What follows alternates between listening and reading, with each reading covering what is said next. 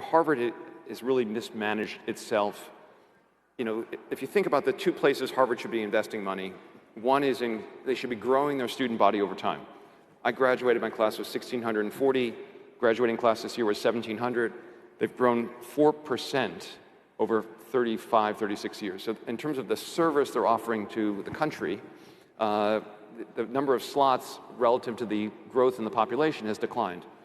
Percentage of US students versus foreign students went from a small percentage of foreign students to 27% of the most recent class. The result being that in terms of Harvard being a place to educate American leaders, they're not really satisfying that. They've made no progress whatsoever. If you look at the growth in the administration, however, there's been massive growth in both overhead and kind of staffing.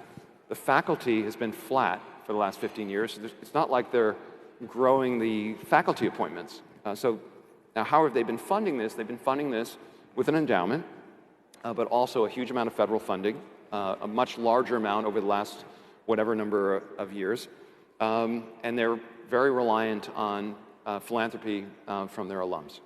And what's happened is philanthropy is... $8 billion of debt. Is that true? That is true. So anyway, but they had a $53 billion endowment. Everything seemed fine.